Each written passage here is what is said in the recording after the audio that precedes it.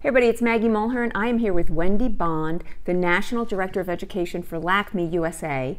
And Wendy and I were just chatting about gray coverage, and you were explaining to me that there are so many myths about gray coverage. So what would you say is the #1 myth about gray coverage?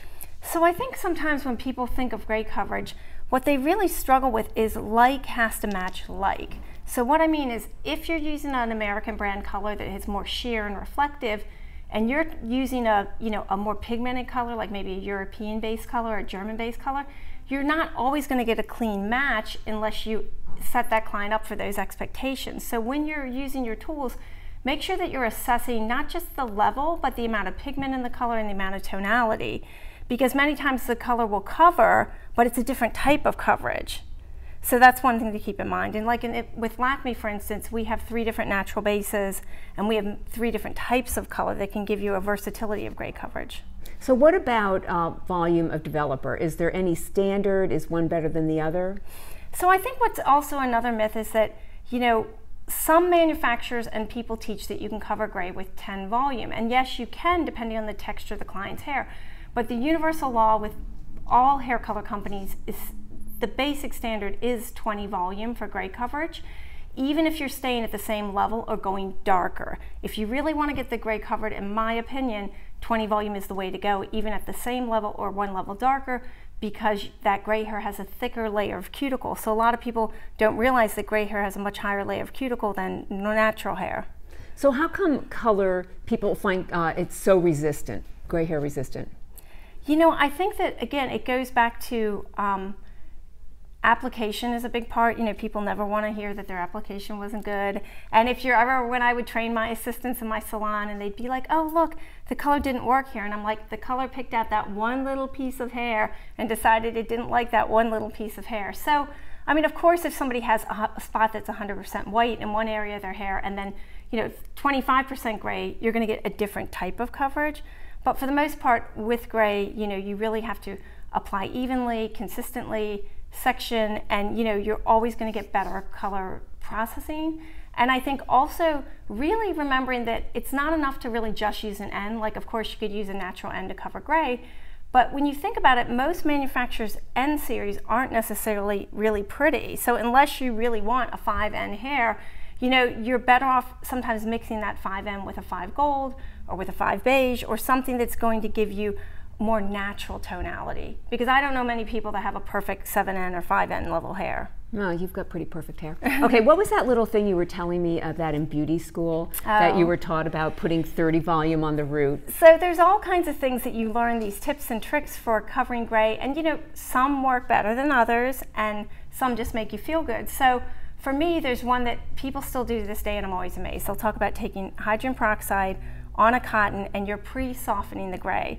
And they'll go, oh yes, take some 20 volume and dab it on the gray hair on those resistant areas, and then I will take my mixed color and apply it over that. And they're like, that's pre-softening. Well, that's actually working against yourself, because hydrogen peroxide is an acid, so it actually closes the cuticle. Hydrogen peroxide develops your color molecule. It doesn't open the hair. Your alkalizers do that, and that is in your tube of color.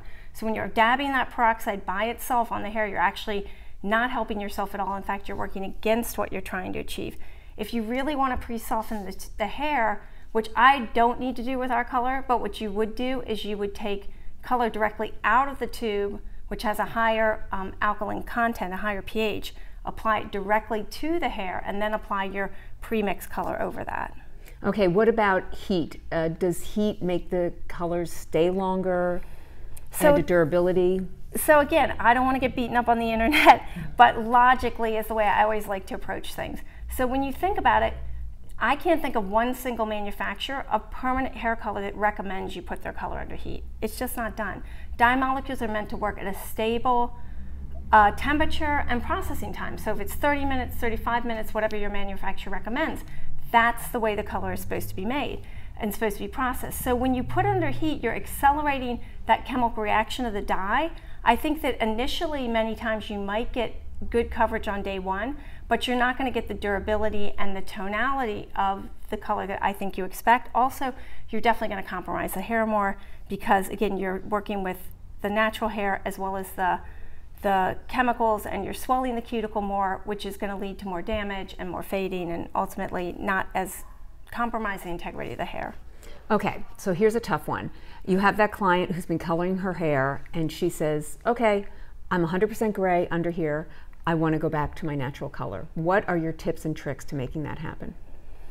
So I think one of the things about somebody who's been coloring their hair for a very long time and now they're looking to grow it out, it really has a lot to do with the level that they're at. Obviously, it's a lot easier to somewhat transition somebody, say, from like a 7 or above versus like a level 4. So I think that one of the things you can actually do is, you know, have that conversation with your client about, like, are they really ready to do this? And especially if they're at a darker level below a 5 and they're 100% white, probably what I would do for the first 3 to 6 months is start using a very sheer demi on her root and do more of a gray blending. Because getting her to grow out that 100% white racing stripe with the darker ends is just not going to work. And thinking you're going to highlight your way out of that hair or strip that hair is possible, but it's also not always practical and it doesn't really look that good. So if you can take that same client that was coloring her every 4 weeks or 6 weeks with permanent color, start using a sheer or demi and blending her gray till she gets about 3 months worth of outgrowth, you know, 1.5 to 2 inches.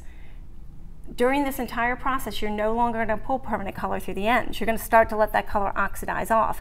Now at that 3 month, 6 month mark, you're going to have this much natural hair with demi and, you know, previously permanent color. Now you can start to highlight or remove or strip that color, and it's going to be a more natural kind of gradual transition, so that number one, she doesn't have to spend as much money. Number two, you don't lose that client that's been paying you money every 6 weeks right away, because I personally don't like it when people grow out their hair. And, you know, it's just a more gradual process. Also, that way halfway through when your client's like, I really don't like my gray hair, you didn't do all this work for nothing, because I've been there where you've done all this work, you've taken the client back to their natural color, and then 2 months later they come back and they're like, oh, I'm going to go back to coloring my hair. You're like, okay. How frequently does that happen? More often than not, definitely. You know, everybody looks better without gray. I mean, there are people that can wear gray amazingly well, but the day that you go to the grocery store without your makeup and your gym clothes and all this other stuff, I personally think you generally look better if you There was don't this have a lot of woman gray. who was just so proud of her gray hair, and she was always chatting about how she went prematurely gray and how beautiful her gray hair is.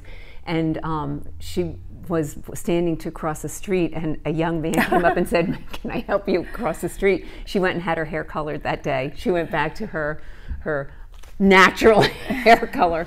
So what other tips or tricks? What's the salon industry missing out there, or they're doing wrong on a regular basis? You know, I think that when you think about, again, I don't want to talk about the industry in general, but I think the things that sometimes people don't take into account when you're covering gray or when you're working with a newer stylist, basically, is, you know, really taking time to assess the natural starting level and the percentage of gray. So again, with anybody's hair color, the difference between 25 and 50% gray is huge. But when I'm looking at a tiny amount of outgrowth, that's the hardest amount to assess. You know, is she 50%? Is she 25%? Is she 75%? So I personally always err on the side of the higher percentage of gray, never lower. I personally will always think about formulating a half a level to a level darker. If I'm not sure if you're a 5 or a 6 or a 5.5, I'm going to go with the 5, unless my client has really instructed me that they're worried about being too dark, because in nature, we're always darker at the root, lighter, brighter on the ends. So I personally like that darker root. It's not a root shadow, it's just the way hair looks naturally. So if you look at anybody's hair, any child, any person that has any length to their hair, they have that slightly deeper, cooler root. So I think assessing the natural level and the percentage of gray. So we're taught to think of where we're starting, but getting the percentage of gray correct is huge. Yeah, and to reassess each and every time. Every time you Yeah. have, it's a consultation every single time, because I know there are some of us at a certain age where we are just getting grayer and grayer and whiter, and I am totally white here, but in the back, I think I maybe have 1 or 2, like you can actually count them. So Definitely. I know my colorist is Eva Scrivo, and she has to reassess her formulation every single time I go in. Well, and I think it's really important, because just assessing your formulation, also doing your consultation. I've been doing hair for over 25 years. I still do clients 1 day a week. I'm fairly busy. I always ask my clients, how was your last hair color?